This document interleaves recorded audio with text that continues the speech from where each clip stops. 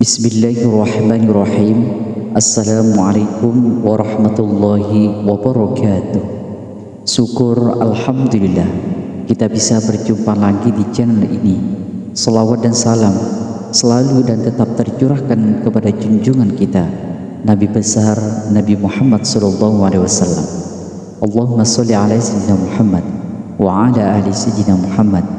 Harapan dan doa saya, semoga saudaraku semuanya selalu diberikan kesehatan sekeluarga, dilapangkan rezekinya, diampuni segala dosanya, dan dimudahkan segala urusannya.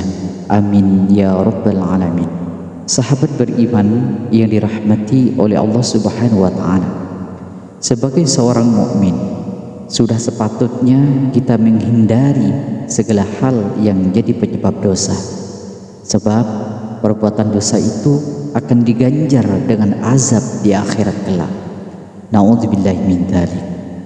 Dalam surah Az-Zukhruf ayat 74, Allah Subhanahu wa taala berfirman, sesungguhnya orang-orang yang berdosa kekal di dalam azab neraka jahanam.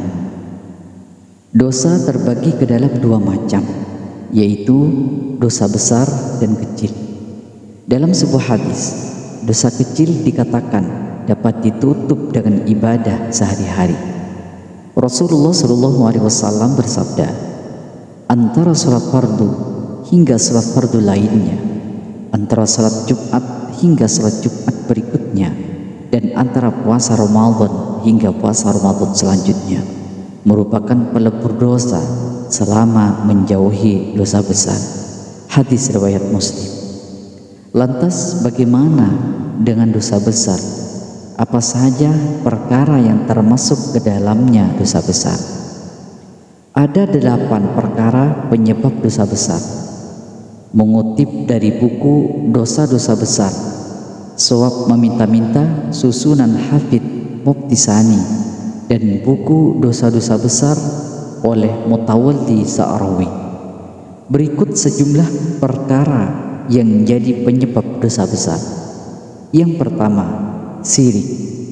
Syirik adalah dosa besar yang tidak akan diampuni oleh Allah Subhanahu wa taala. Makna dari syirik sendiri ialah menyekutukan Allah Subhanahu wa taala. Allah Subhanahu wa taala berfirman dalam surah An-Nisa ayat 116, sesungguhnya Allah tidak mengampuni dosa mempersekutukan sesuatu dengan Dia, dan Dia mengampuni dosa yang selain syirik bagi siapa yang dikehendakinya. Barang siapa yang mempersekutukan sesuatu dengan Allah, maka sesungguhnya ia telah tersesat sejauh-jauhnya. Dosa besar kedua, durhaka kepada orang tua. Orang tua memiliki kedudukan yang istimewa dalam Islam.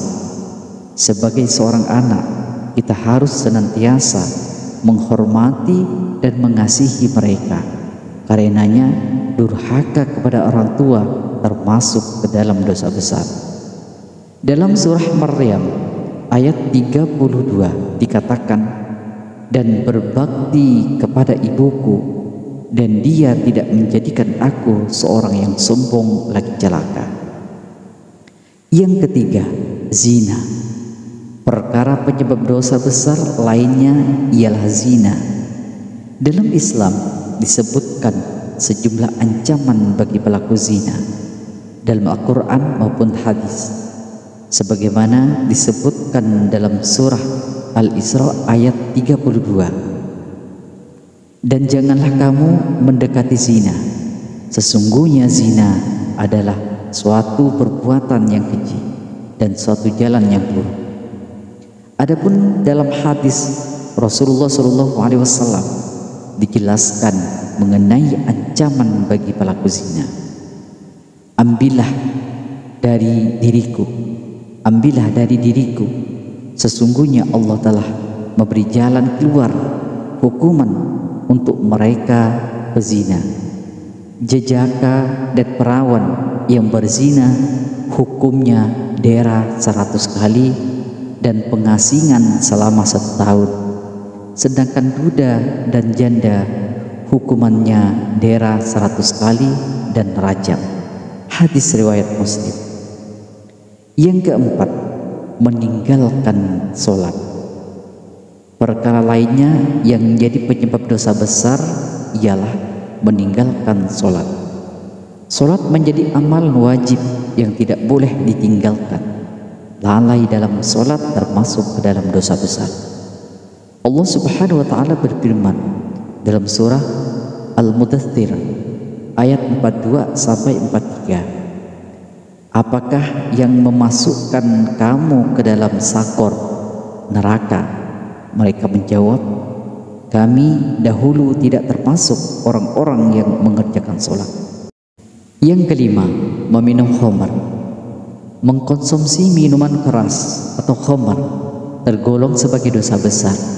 Dalam surah Al-Baqarah ayat 219 dikatakan dosa minum khamar sama halnya dengan berjudi. Mereka bertanya kepadamu Muhammad tentang khamar dan judi.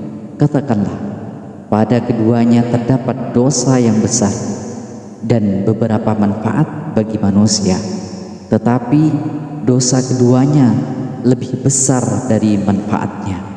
Dan mereka bertanya kepadamu, apa yang mereka nafkahkan? Katakanlah, yang lebih dari keperluan. Demikianlah Allah menerangkan ayat-ayatnya kepadamu supaya kamu berpikir. Yang keenam, membunuh. Membunuh juga termasuk sebagai perkara yang jadi penyebab dosa besar. Perilaku ini sangat merugikan sesama. Allah Subhanahu wa ta'ala berfirman, dan barang siapa yang membunuh seorang mukmin dengan sengaja, maka balasannya ialah Jahannam. Kekal ia di dalamnya dan Allah murka kepadanya dan mengutukinya serta menyediakan azab yang besar baginya. Al-Quran surah An-Nisa ayat 93. Yang ketujuh, memakan harta anak yatim. Anak yatim merupakan salah satu golongan orang-orang yang wajib dimuliakan. Banyak dalil dalam Al-Quran dan hadis yang menegaskan anjuran untuk memuliakan anak yatim dan ganjaran keutamaannya. Dengan demikian, memakan harta anak yatim termasuk dosa besar. Terkait hal ini dijelaskan dalam surah An-Nisa ayat 10. Sesungguhnya orang-orang yang memakan harta anak yatim secara zalim, sebenarnya mereka itu menelan api sepenuh perutnya, dan mereka akan masuk ke dalam api yang menyala-nyala, neraka. Yang kedelapan, merasa aman dari ancaman Allah Subhanahu wa ta'ala.